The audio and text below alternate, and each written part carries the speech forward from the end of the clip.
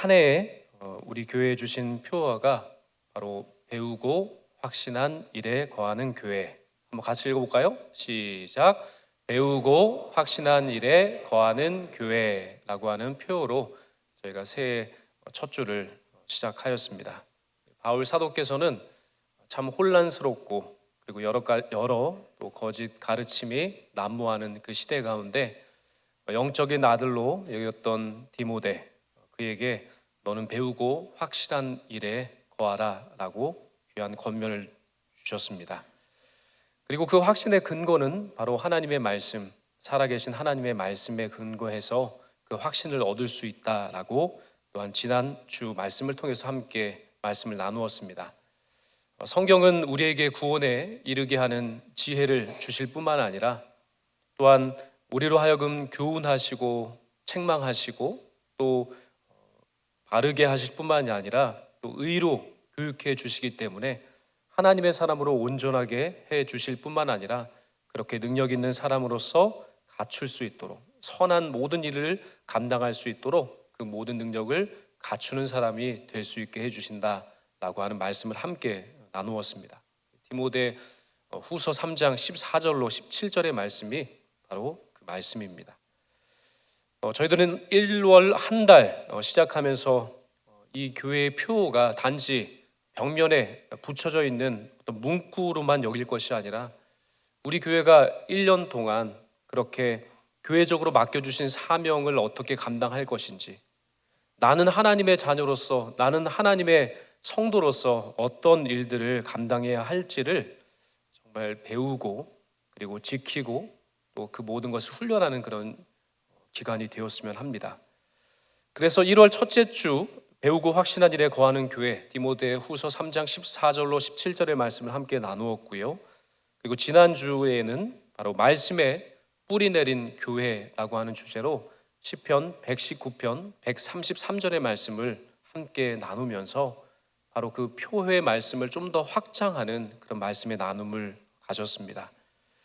그리고 오늘 이 세 번째 주일에 저희들은 말씀에 그 뿌리를 내린 우리들의 삶이 결국에는 말씀에 뿌리를 내리면 하나님께서 자연적으로 맺게 하시는 열매가 있다는 겁니다. 그 열매가 바로 믿음으로 복음을 전하는 교회로 만들어 주신다라고 하는 겁니다. 그래서 오늘 설교 제목이 바로 믿음으로 복음을 전하는 교회입니다. 그리고 이제 다음 주에 함께 살펴보실 말씀은 선한 일을 실천하는 교회에 대한 말씀을 나눌 것이고, 그리고 2월 한 달간도 하나님께서 교회에 대해서 주신 말씀을 함께 나누려고 합니다.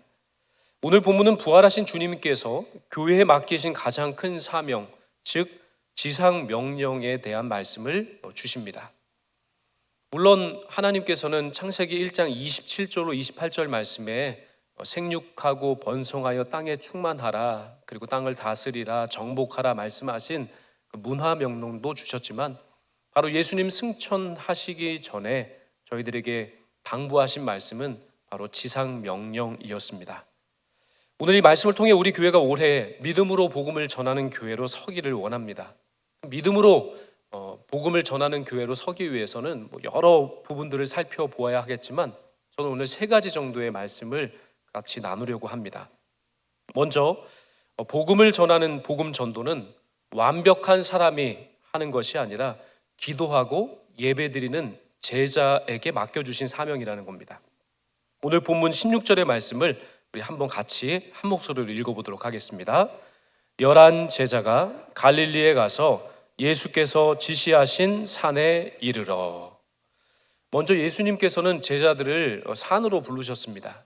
이 산이 어떤 곳이냐면 예수님께서 제자들과 함께 묵상을 하시고 또 때로는 예수님이 제자들과 함께 대화를 나누시고 또 때로는 예수님께서 정말 제자들과 함께 기도하시고 예배를 드렸던 장소였습니다.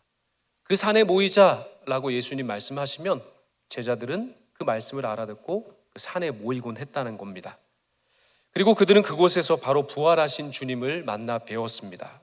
그리고 주님을 경배하고 주님을 찬양하고 주님을 높여드리는 그 예배를 그 산에서 드렸습니다. 그런데 놀라운 것은 성경은 매우 솔직한 말씀을 그 이후에 주십니다. 무엇이라 말씀하시냐면 아직도 의심하는 사람들이 있더라 라고 말씀합니다. 부활하신 주님을 만나 배웠습니다. 눈으로 지금 부활의 주님을 배웠습니다. 그 부활의 주님을 찬양하며 기도하고 예배하고 있습니다. 경배하고 있습니다. 그런데 그 안에 아직도 의심하는 사람이 있더라라고 말씀하는 겁니다. 여기서 우리들이 중요한 한 가지 사실을 깨달을 수가 있습니다. 부활을 직접 목격하고 주님을 만나 뵈없는 자리에 섰음에도 불구하고 제자들 가운데 의심이 남아있는 사람들이 존재하였다라고 하는 겁니다. 더 놀라운 것은 이겁니다. 그 제자들의 의심하는 마음을 우리 주님께서 아셨음에도 불구하고 주님은 그 제자들을 포기하지 않으셨습니다.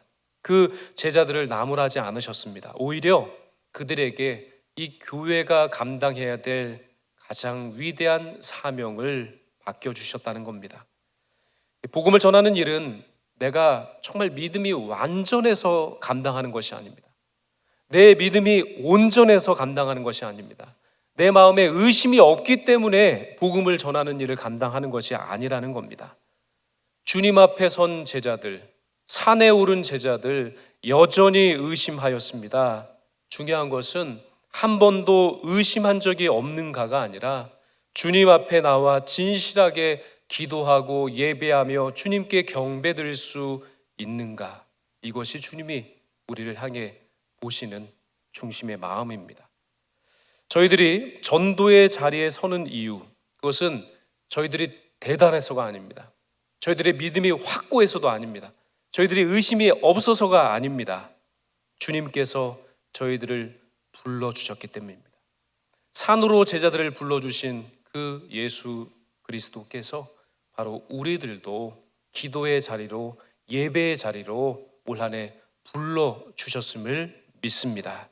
전도는 무엇보다도 바로 이 기도와 예배가 시작되는 그 자리에서 시작되는 것이 바로 전도입니다. 산으로 올라간 제자들처럼 오늘도 주님 앞에 서서 경배하는 사람, 주님께 기도하고 주님께 예배 드릴 수 있는 사람이라면 누구나 바로 복음을 믿음으로 전할 수 있는 사명을 맡겨주신 겁니다. 우리 교회가 믿음으로 복음을 전하는 교회가 되려면 그래서 먼저 기도의 자리에 서야 합니다. 먼저 예배의 자리에 서야 할 줄로 믿습니다. 기도와 예배는 단지 모이는 행사가 아니라 바로 부활의 주님을 만나 뵈옵는 자리입니다. 오늘 주일 일부 예배에 나오신 한 분 한 분들은 바로 그 부활의 주님을 만나 뵈옵는 자리에 나오신 줄로 믿습니다. 그 부활의 주님께서 우리와 함께 하십니다. 그 부활의 주님께서 우리에게 이 사명을 맡겨 주십니다. 복음 전도는 이 기도와 예배가 깊어지면 깊어질수록 그렇게 주님이 누구신지가 더 설명해지고요. 나를 위해 행하신 일들이 더 확고해지기 때문에 기도하는 자리, 예배하는 자리로 나오게 되면 반드시 이 하나님의 지상 명령, 가장 위대한 복음 전도의 사명을 감당할 수 있는 힘을 얻게 되는 겁니다. 교회사 책을 살펴보시면 모라비안 공동체 이야기가 나옵니다. 이 모라비안 공동체가 어떤 공동체냐면요, 처음에 기도로 시작해서 세계를 품은 그런 공동체였습니다. 이 공동체가 처음 시작된 곳은 또 화려한 부분들이 다 갖추어진 곳에서 시작되지 않았습니다. 그런데 그들이 붙잡은 것은 오직 한 가지였는데요, 그것은 바로 주님께 기도하고 주님께 예배하는 것, 그것이 끊어지지 않고 계속 이어지게 할 것이다라고 하는 결단으로 모이기 시작한 겁니다. 그렇게 끊임없이 기도하는 사람들이 나오게 됐습니다. 기도의 불꽃이 꺼지지 않고 하루하루 그렇게 이어지게 되었습니다. 심지어는 하루 24시간을 쉬지 않고 기도하는 사람들이 모이기 시작한 겁니다. 담당을 정해서 어떤 사람이 1시간을 기도하면 그 뒷사람이 그 다음 시간을, 그리고 그 뒷사람이 그 다음 시간을 정해서 하루 24시간 끊이지 않는 기도와 예배가 지속되게 했다는 겁니다. 그 일이 1주간이 지속되었고 그 일이 1년간이 지속되었습니다. 그리고 이것이 끝날 줄 알았는데 이 일이 10년이 지속됐습니다. 이 일이 그만둘 것처럼 보였지만 20년이 지났습니다. 그리고 그렇게 24시간 동안 기도하고 예배하는 일이 끊이지 않는 그 지속적인 기도가 무려 100년 이상을 그렇게 지속되었다는 겁니다.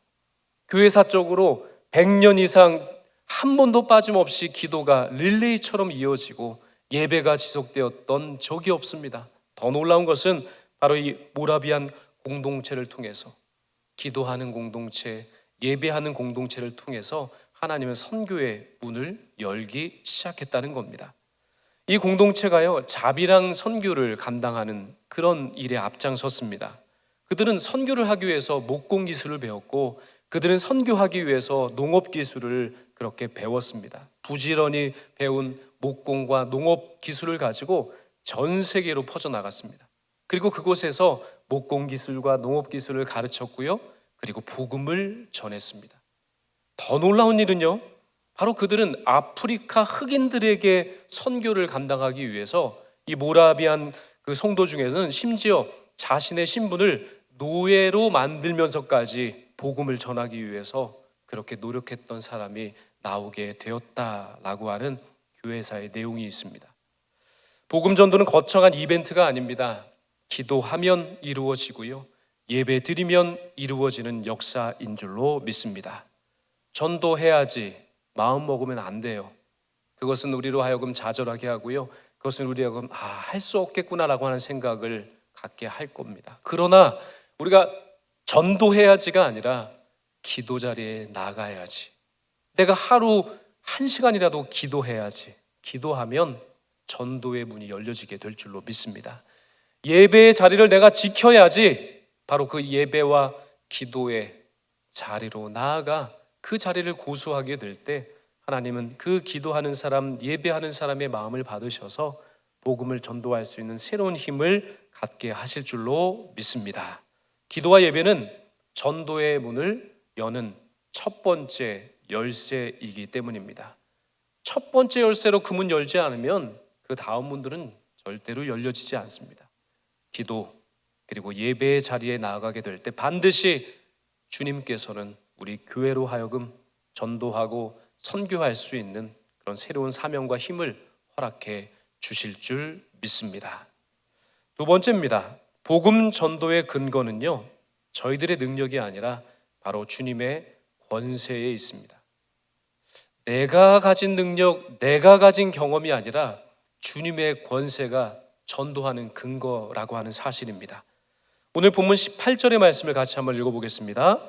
예수께서 나와 말씀하여 이르시되 하늘과 땅의 모든 권세를 내게 주셨으니, 예수님은 제자들에게 너희가 준비되었느냐라고 묻지 않으셨습니다. 예수님은 너희 실력이 충만하냐, 너희들의 믿음이 든든하냐, 이것을 묻지 않으셨습니다. 주님께서 먼저 말씀하신 부분은 바로 주님의 권세의 선포였습니다.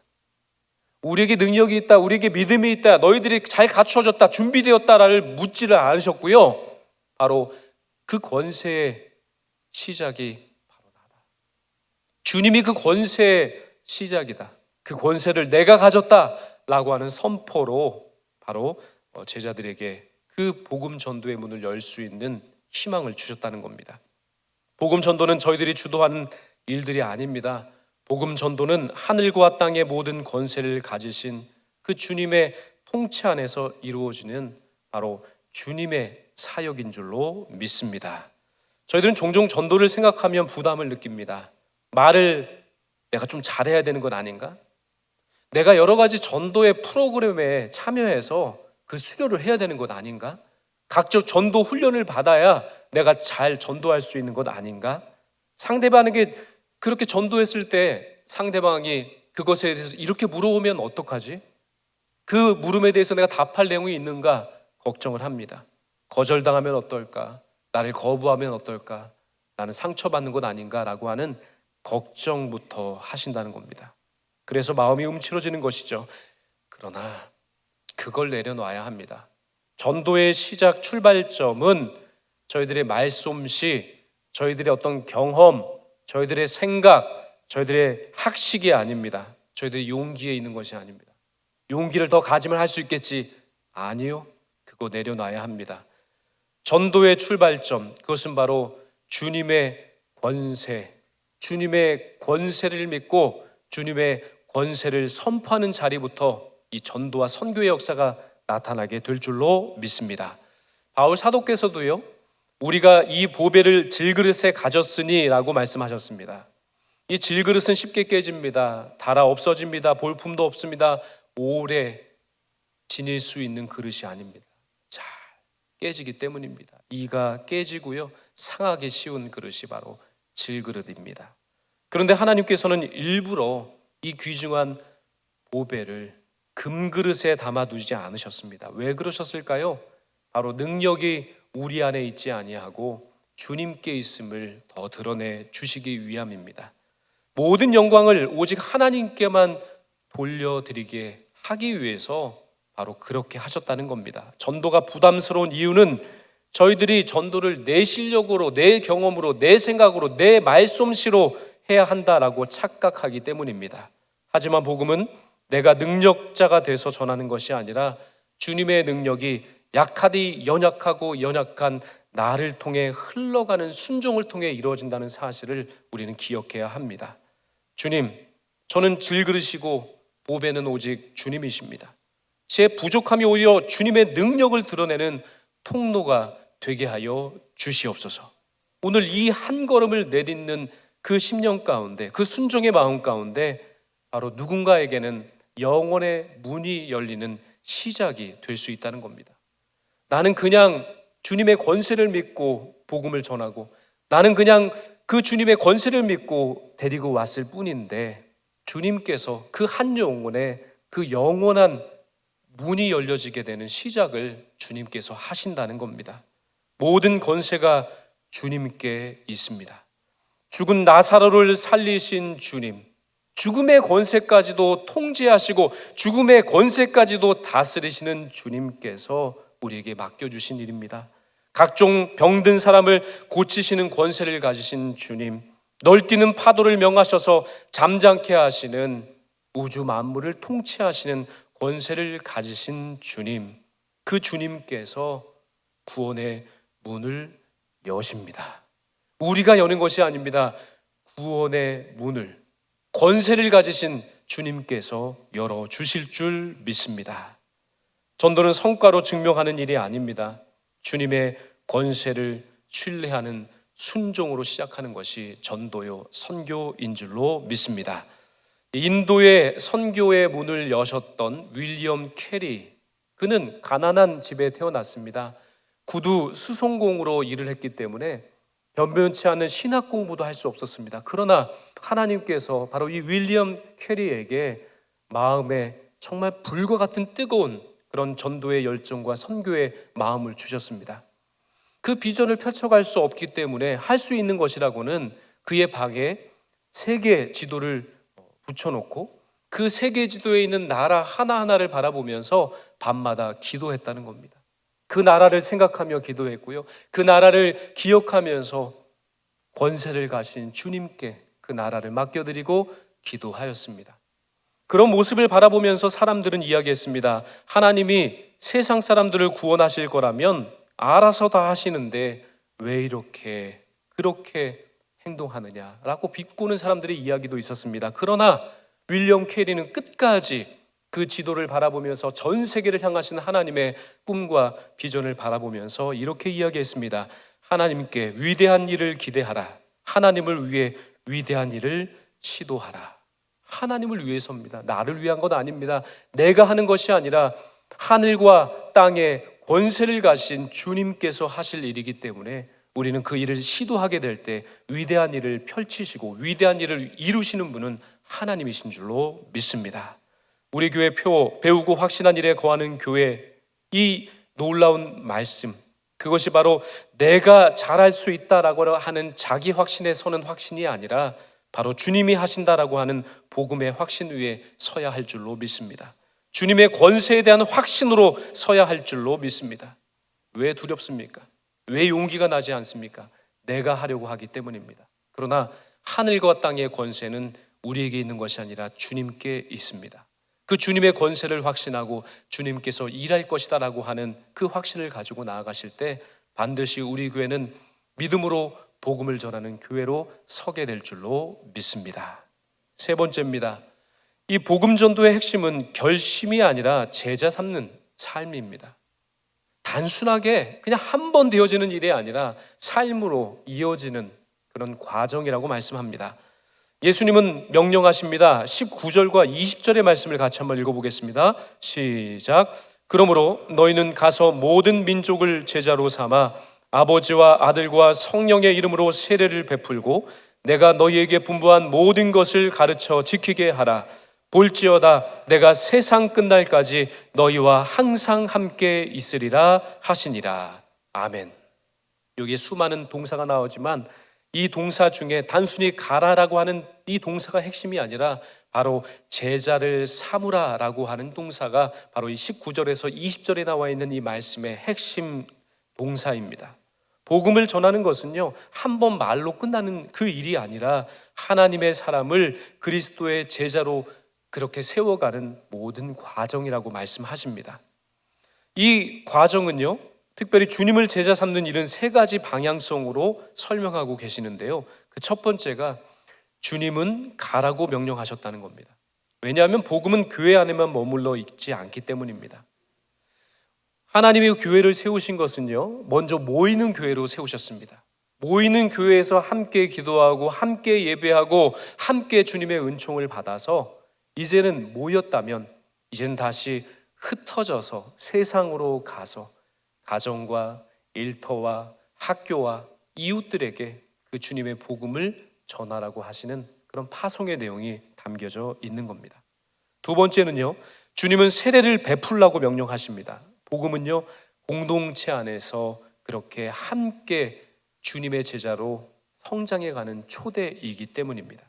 세례는 단지 개인이 주님을 믿습니다 라고 하는 것에 그치는 것이 아닙니다. 세례는 한 사람이 그리스도의 몸된 교회 안으로 들어와서 그가 정말로 그리스도인답게 성장하며 제자가 되어가는 과정을 말씀하는 겁니다. 그래서 그 사람이 정말 복음 전도로 세례를 받았다면 교회 공동체 안에서 믿음을 배우고 말씀으로 양육되고 함께 기도하고 예배하면서 신앙의 길을 차근차근 걸어가도록 교회 공동체 안에 일원이 될 수 있도록 이끌어주는 과정입니다. 믿음으로 복음을 전하는 교회, 그래서 전도를 그냥 한 사람 한 사람 전도했다라고 하는 숫자로 끝내는 것이 아니라 계속해서 영혼을 품고 새 가족을 돌보고 신앙적인 기초를 함께 하나하나 공부해가고 훈련해가고 배워가는 과정입니다. 그래서 공동체의 사랑 안에서 그가 정말 그리스도인답게 정착할 수 있게 하는 과정, 그 전 과정이 바로 세례입니다. 세 번째입니다. 주님은 가르쳐 지키게 하라라고 명령하셨습니다. 전도는 정말 순종을 통해 완성되기 때문입니다. 주님은 내가 너희에게 분부한 모든 것을 가르쳐 지키게 하라라고 말씀하십니다. 바로 이 말씀은요, 올해 2026년 우리 교회 표와 완전히 맞닿아 있습니다. 배우고 확신한 일에 거하는 교회란 무엇입니까? 단순하게 지식이 쌓여가는 교회가 아니라 배운 말씀을 실천하고 배운 말씀을 지켜내는 교회입니다. 복음은 머리에만 머물면 지식으로 그치지만 그 복음이 결단으로 삶으로 내려오면 그 복음이 능력이 되는 겁니다. 복음을 머리로만 지식으로만 쌓아가는 인생이 아니라 그 복음을 우리의 삶을 통해서 그 복음을 우리의 그런 모든 삶의 과정을 통해서 지켜내고 이루어가는 능력의 역사를 체험하시는 그런 복된 한 해가 되시기를 주님의 이름으로 축원드립니다. 전도는 한 영혼을 위해 기도하고 관계를 맺어가고 복음을 나누고 교회로 초대하고 말씀을 함께 배우고 그 말씀에 순종하는 길을 함께 걸어가는 동행의 과정입니다. 하루아침에 뚝딱 되는 것 아닙니다. 그러면 이러한 일들이 어떻게 가능할까요? 이 과정이라고 하니까 너무나 부담이 되는 겁니다. 그냥 데려오는 것까지, 전도하는 것까지는 할 수 있는데 어떻게 그렇게 배우고 확신한 일에 거하는 성도에 이르기까지, 제자에 이르기까지 같이 갈 수 있을까요? 우리로서는 할 수 없습니다. 그러나 우리 주님께서 놀라운 말씀을 주셨습니다. 우리 주님은 마지막에 이렇게 약속을 주셨습니다. 볼지어다 내가 세상 끝날까지 너희와 항상 함께 있으리라 말씀하셨기 때문입니다. 여기에 주님의 희망이 있는 겁니다. 여기에 우리의 희망이 있는 겁니다. 여기에 우리의 자신감이 있는 겁니다. 여기에 우리가 할 바가 드려져 있는 겁니다. 이 약속은 이 지상명령의 결론이자 전도의 가장 큰 능력이라고 할 수 있습니다. 저희들이 복음을 전할 때 혼자 하는 것이 아닙니다. 주님이 함께 하십니다. 주님이 함께 가십니다. 저희들이 전도할 때 주님은 멀리서 그냥 지켜보시는 분이 아니라 바로 그 전도의 현장에 주님께서 서 계시는 줄로 믿습니다. 전도가 어려운 이유는 바로 혼자 감당한다라고 하는 생각이 크기 때문입니다. 그러나 주님은 처음부터 끝까지 이렇게 말씀하셨습니다. 권세는 내게 있다.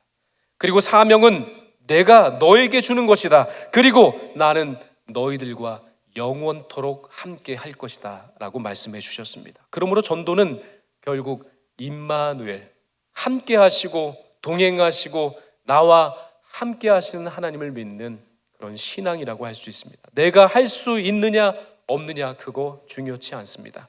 주님이 함께 하시느냐 함께 하시지 아니하시느냐 이것이 전도의 본질입니다.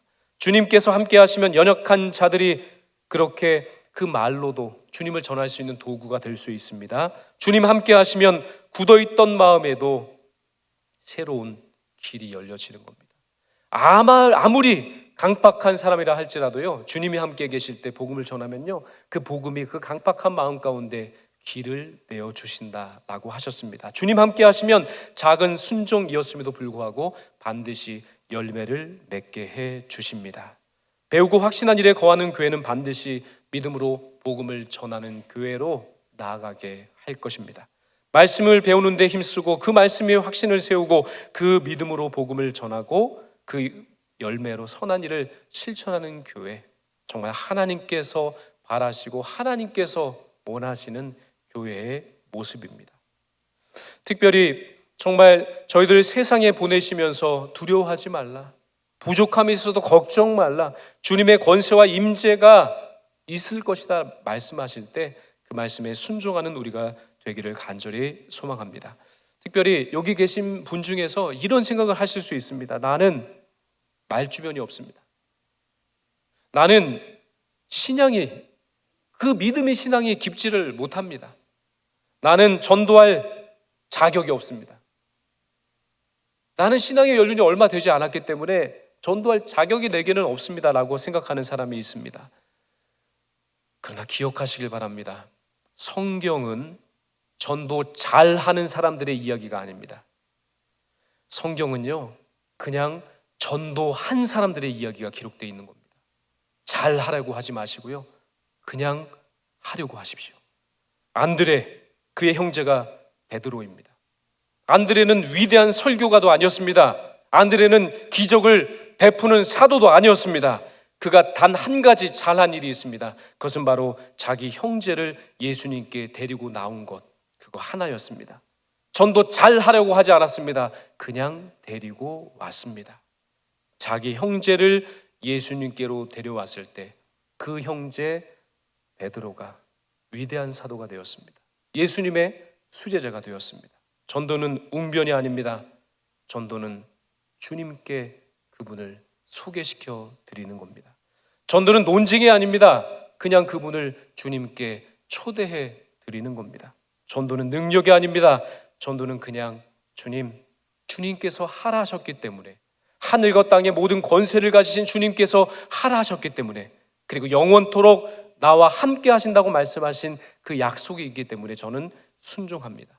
그 자리에 하나님께서 놀라운 그런 열매를, 전도의 열매를 맺게 하여 주실 줄로 믿습니다.